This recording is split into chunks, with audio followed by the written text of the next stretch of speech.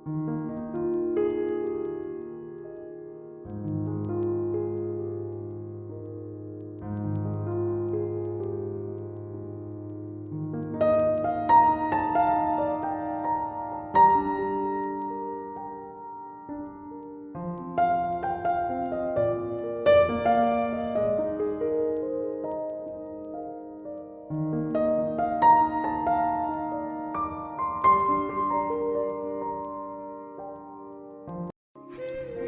সকাল বন্ধুরা, তোমরা সবাই কেমন আছো?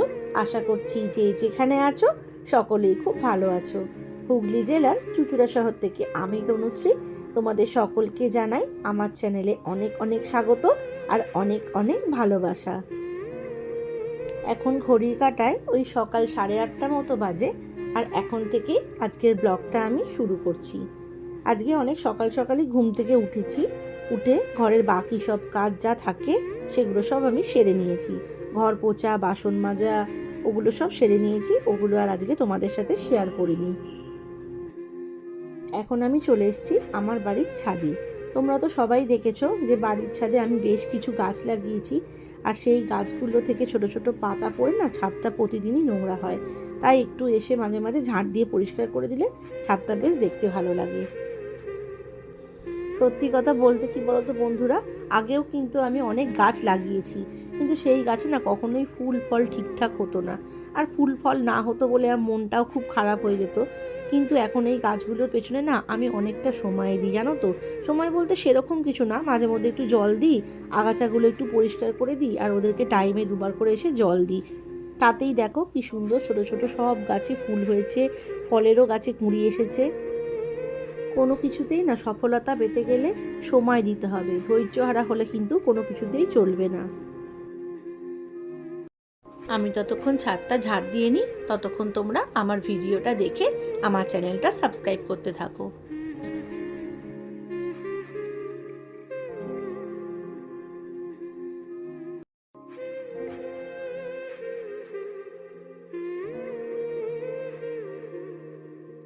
দেখো সমস্ত ঝাড় দিয়ে শুকনো পাতাগুলো আমি মগের মধ্যে তুলে নিয়ে আমি বাইরের একটা জঙ্গলের দিকে ফেলে দিচ্ছি।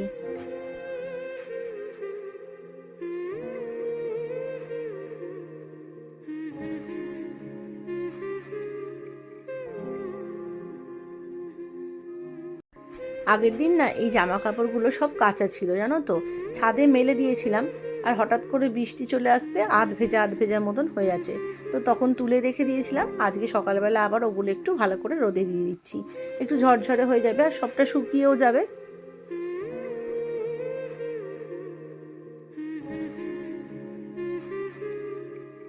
দেখো বন্ধুরা, তোমাদের একটা জিনিস দেখাই।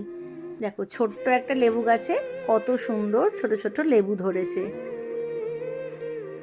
আমার তো ভীষণ ভালো লাগছে, তোমাদের কেমন লাগছে অবশ্যই কিন্তু জানাবে। আর এই দেখো এই ফল গাছটাতেও অনেকগুলো কুঁড়ি এসছে। আচ্ছা তোমরা বলতে পারবে এটা কি গাছ? যদি তোমরা জেনে থাকো বা তোমাদের কারোর বাড়িতে হয়ে থাকে আমাকে কিন্তু কমেন্টস বক্সে জানিও। তারপর দেখো স্নান সেরে আমি চলে এসেছি আমার গোপু সোনার জন্য ছাদে ফুল তুলতে। তোমরা তো সবাই দেখেছো যারা আমার ব্লগ দেখো, আমি প্রতিদিনই স্নান করে আমার গোপু সোনার জন্য ফুল তুলতে আসি বাড়ির ছাদে। আর আজ তো শ্রাবণ মাসের শেষ সোমবার, আর এই সোমবারটাই আমি পালন করছি, কারণ আগের সোমবারগুলো আমার একটু অসুবিধা থাকার জন্য আমি করতে পারিনি। এই সোমবারটাই আমি পুজো দেব। আমি চলে এসেছি আমার ঠাকুর ঘরে।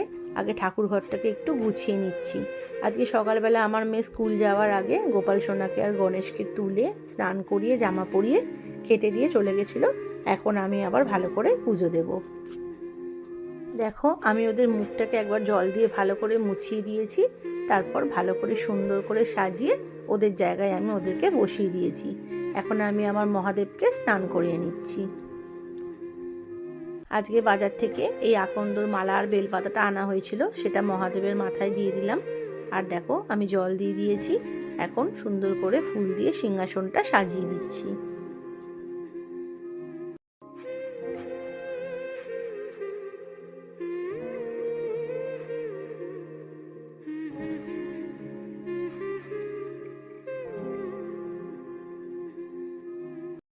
আর এই জবার মালাটাও এনেছিলাম, এটা এখন বড় মার গলায় পরিয়ে দিচ্ছি।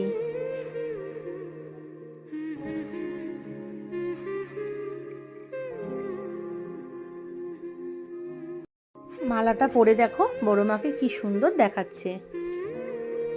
আর এদিকে আমার মহাদেবকেও তোমাদের একবার দেখিয়ে দিলাম।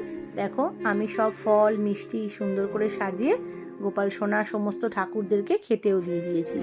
এখন আমি আরতিটা করে নেব।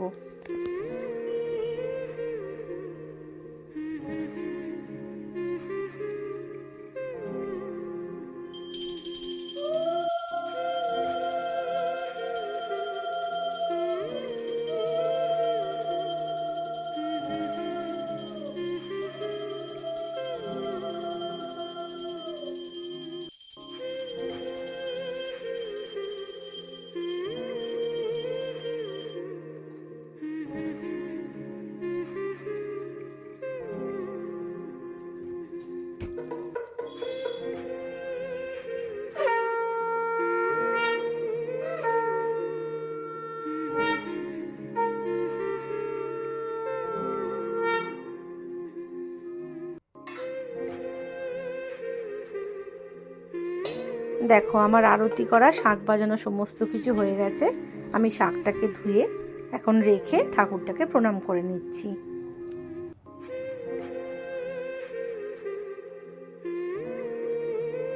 এখন যাব মন্দিরে। আর তোমরা তো দেখেছো মন্দিরটা পুরো আমাদের বাড়ির ভিটের ভেতরেই রয়েছে। দেখো এখানে ঘটির মধ্যে আমি গঙ্গা জল, চন্দন, ফুল, মধু সব কিছু একসাথে নিয়ে নিয়েছি। আর এখানে ফল নিয়ে নিয়েছি, ফুল নিয়ে নিয়েছি, বেলপাতা আর ধূপ নিয়ে নিচ্ছি। চলো এখন মন্দিরে যাওয়া যাক।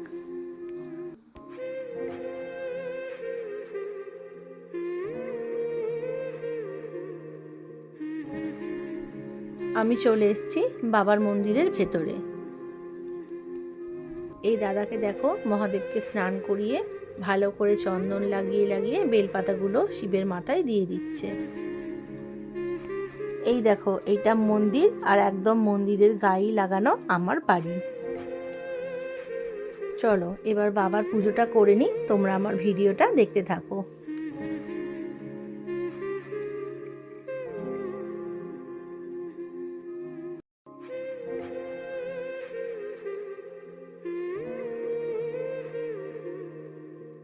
বাবার মাথায় দুধ, গঙ্গা জল, ফুল সমস্ত কিছু দেওয়া হয়ে গেছে। এখন আমি ফলটা দিয়ে দিচ্ছি।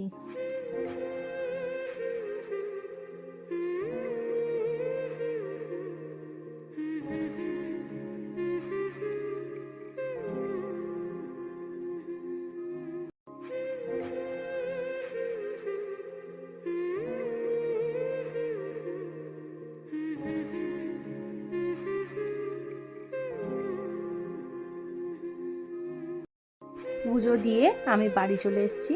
আর আজকে তো নিরামিষ, কিছু খাবো না, তাই জন্য একটা গ্লাসের মধ্যে ছাতু, চিনি, নুন, জল সব কিছু দিয়ে একটা শরবত করে নিচ্ছি।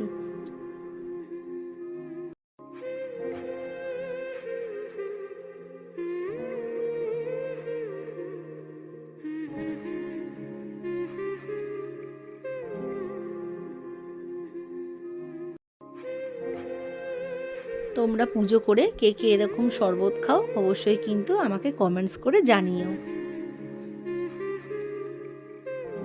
বাড়ির সবাইকে পুজোর প্রসাদ দিয়ে এই ঠাকুরের ফলটা আর শরবতটা নিয়ে এখন খেতে বসে পড়েছি। তো বন্ধুরা চলো আজকের ভিডিওটা আর বেশি বড় করব না। তোমাদের ভিডিওটা কেমন লাগলো অবশ্যই কিন্তু জানিও।